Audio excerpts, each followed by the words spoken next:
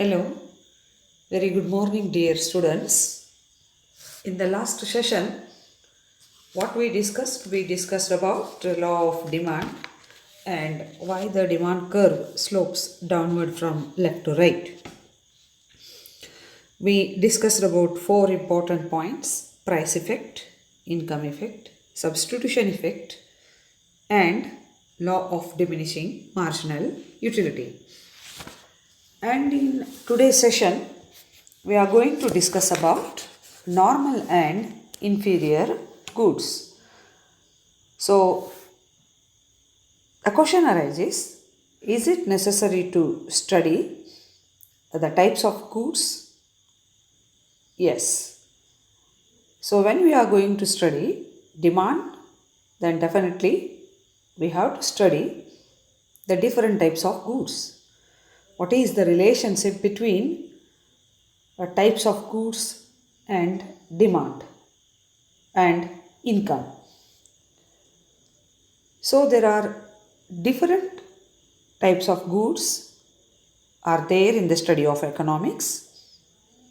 They are natural goods, economic goods, that means free goods and economic goods, consumer goods, durable goods, public goods, private goods, normal goods, inferior goods, substitute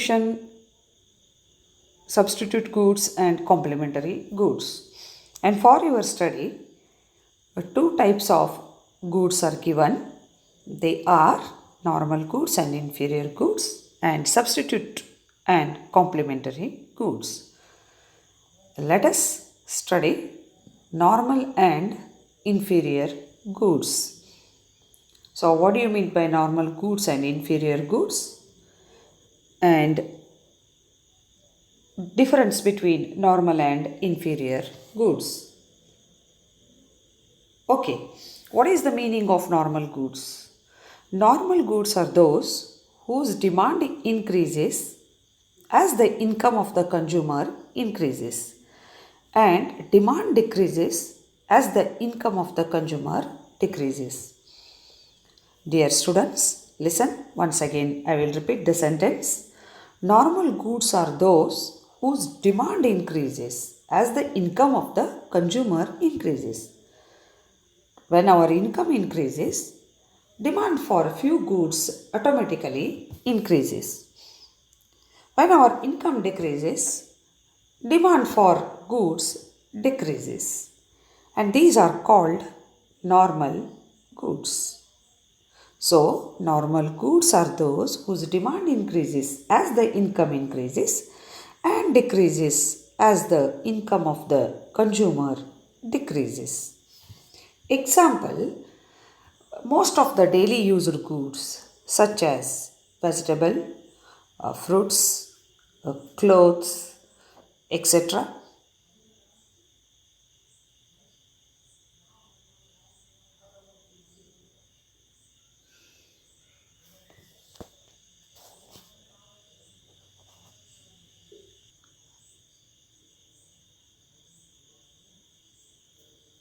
Examples for normal goods, most of the daily used goods such as vegetables, fruits, clothes, etc. So, this is about normal goods. Okay, then come to the next one. What do you mean by inferior goods? Inferior goods are those whose demand decreases as the income of the consumer increases, and demand increases as the income of the consumer decreases. Yes, dear students, listen carefully. Inferior goods are those whose demand decreases as the income of the consumer decreases. When our income increases, then definitely instead of purchasing inferior goods, we prefer to purchase superior goods. You take for example, when our income increases, instead of purchasing vanaspati, that means dalda, we prefer to purchase ghee or superior edible oil. and demand increases as the income of the consumer decreases. So, inferior goods are also called uh, given goods. So, what do you mean by given goods? And before going to study that concept, let us know the examples of inferior goods. Examples of inferior goods are millets, pearl millet, sajje, finger millet, ragi, foxtail millet, navane, kodo millet, arka, etc. So these are the inferior goods. Or take for example dalda, vanaspati ghee, that is known as dalda. So these are the best examples of inferior goods. And come to the next point. Inferior goods are also called as given goods. Sir Robert Giffen, an Irish economist, with the help of his own example, uh, that is inferior goods, he disproved the law of demand. So, what is the statement of the law of demand? We already studied. As the income of the consumer increases, as the price increases, demand decreases, and price increases, demand increases. This is the statement of the law of demand. But Giffen disproved this law of demand. And the Giffen's paradox holds that demand is strengthened with a rise in the price or weakened with a fall in the price. He gave the example of poor people of Ireland who were using potatoes and meat as daily used goods. He observed that when the price of potato declined, that means decreases, people instead of buying a greater amount or quantity of potatoes, that is inferior goods, they started buying more of meat, that is superior good. Thus, the demand for potatoes decreased in spite of fall in its price. This is called Giffen paradox. So, according to Giffen, very interesting the concept, that is paradox developed by Giffen. So, according to him, demand is strengthened with the rise in the price or weakened with the fall in the price. So, take for example, when the price of potatoes decreased, our income increases, then better to purchase, we feel that better to purchase that is superior commodity rather than inferior commodity, potato. So we shift our demand from potato to meat. So this is the Giffen paradox. Therefore, inferior goods are also known as given goods. The next one, the concept of difference between normal and inferior goods. The concept of difference between normal and inferior goods. So, when we are going to write the difference between two things, we have to make two columns. The first point we have to write on this side and the second on this side. So, carefully we have to go on writing the difference between the two concepts, and here normal goods and inferior goods are given. So normal goods are those whose demand increases as the income of the consumer increases, and demand decreases as the income of the consumer decreases. When our income increases, we purchase more of normal goods. When our income decreases, we purchase less of normal goods. On the other hand, what do you mean by inferior goods? Inferior goods are those whose demand decreases as the income of the consumer increases.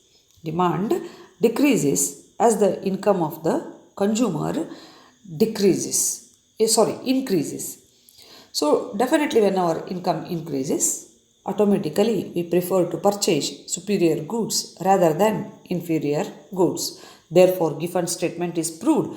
Demand is strengthened with a rise in the price or weakened with a fall in the price. Okay.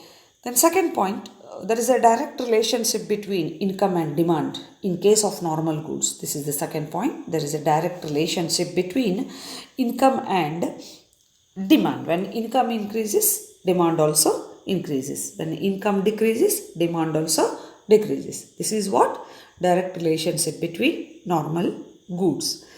Example, daily used goods. Come to this side, inferior goods. there is an opposite relationship between income and demand. Opposite. When our income increases, demand decreases. We shifts from inferior goods to superior goods. So take for example, inferior cereals, dalda, etc. So this is what the difference between normal and inferior goods. Okay, dear students, once again I will repeat the concept and we'll move to the next concept, the substitutes and complementary goods. Okay, what are normal goods? Normal goods are those whose demand increases as the income of the consumer increases and decreases as the income of the consumer decreases. ವಿದ್ಯಾರ್ಥಿಗಳೇ, so ಇವೆಲ್ಲವುಗಳ ಕಡೆಗೆ ತಾವು ಗಮನ ಹರಿಸಬೇಕು. Then come to the next point, that is example, daily used goods such as vegetable, fruits, clothes, etc. Then what do you mean by inferior goods? Inferior goods are those whose demand decreases as our income increases, because when our income increases, we prefer to purchase more of superior goods rather than inferior goods. Example, that is millets or inferior cereals. So Robert Giffen developed the Giffen paradox and he disproved the law of demand. Therefore, inferior goods are called as Giffen goods, just we discussed. And the difference between normal and inferior goods, that we have to make a column and to write. So first we have to write the meaning of two, and then what type of relation is there. There is a direct relationship between income and demand. There is a opposite relationship between income and demand this side. Then example here, daily used goods, and here inferior cereals and pulses are given. Come to the next very important and very interesting topic, that is substitutes and complementary goods. So what do you mean by substitutes and what do you mean by complementary goods, and what is the relationship between substitutes and complementary goods? Let us try to understand these all. Meaning of substitutes: goods which are used as alternatives to satisfy a particular need are called substitute goods. Once again I will repeat, goods which are used as alternatives instead of A, B, like that. Take for example, A and B are substitutes. So goods which are used as alternatives, either A or B, so to satisfy a particular need are called substitute goods. Take for example, tea and coffee. Goods like tea and coffee are not consumed together, but they are substitutes for each other. Either we will go for tea or we will go for coffee. So if the price of coffee increases, what happens to the demand for tea? These two are substitutes. Okay, tea and coffee, these two are substitutes. When the price of coffee increases, what happens? The demand for tea increases. Once again I will repeat, the price of one commodity and the demand for other commodity. I am talking about the price of one and the demand for other. When the price of coffee increases, what happens to the demand for tea? That the demand for tea increases, because when the price of coffee increases, we shifts our demand from coffee to tea, from coffee to tea. So automatically what happens? The demand for tea increases. If the price of coffee decreases, the price of coffee decreases, the demand for tea is likely to come down. When the price of coffee decreases, automatically what happens? Again we shifts our demand from tea to coffee. So price of coffee decreases and the demand for tea also decreases. So the price of one and the demand for other. So very interesting. So this is about what? Examples for substitutes. Then come to the next point, that is complementary goods. So what are complementary goods? So goods which are consumed together to satisfy a particular want are called complementary goods. Goods which are consumed together to satisfy a particular want are called complementary goods. Goods which are consumed together to satisfy a particular want. Take for example for complementary goods, pen and ink, bike and petrol, cement and bricks. These are the best examples of complementary goods. Pen and ink, tea and sugar, bike and petrol, etc. Suppose what happens, the price of one and the demand for other. If the price of tea powder falls, the demand for sugar increases. So we prefer to drink more of tea when the price of tea powder decreases. If the price of tea powder increases, then we consume less of tea. Automatically the demand for sugar decreases. Take for example, one more example I want to give. The price of brick and the demand for cement, or the price of cement, demand for bricks. If the price of cement falls, definitely the demand for bricks increases. So ಯಾವಾಗ ಸಿಮೆಂಟಿನ ಬೆಲೆ ಕಡಿಮೆ ಆಗ್ತದನ ಆವಾಗ ನಾವು ಇಟ್ಟಂಗಿಯನ್ನು ಹೆಚ್ಚು ತಗೊಳ್ತೀವಿ. So if the price of cement increases, then definitely demand for bricks comes down. So this is what the interesting characteristic between the price of one and the demand for other in case of complementary goods. So what is the difference between the substitutes and complementary goods? So see here students, substitutes and complementary goods.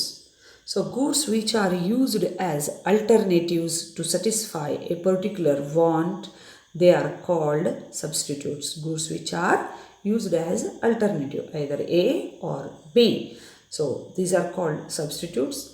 And goods which are used together to satisfy a particular want, they are called complementary goods. Examples of substitutes: tea and coffee. Examples of complementary goods: cement and bricks, pen and ink, bike and petrol, etc. Check here the relation.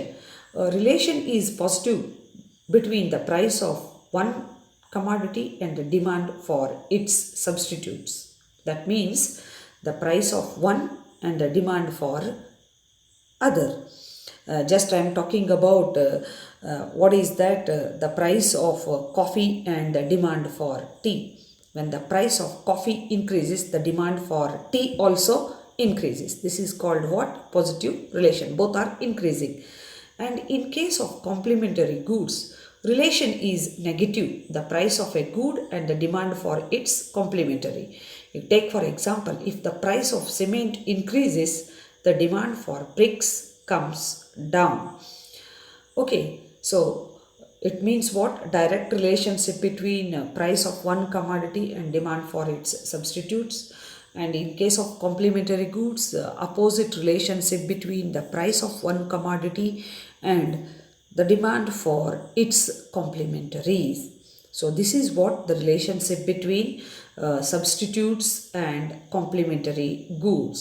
Dear students, study these all things very carefully. This topic is asked for 4 marks question. What do you mean by necessary goods, inferior goods, substitute goods and complementary goods? And difference is asked for 4 marks. Okay. So this is the very important topic which you have to study. So take care of your health and be positive always. Whatever we send, go through all the videos and practice diagrams and take care. We will meet in the next session. Take care. See you in the next session.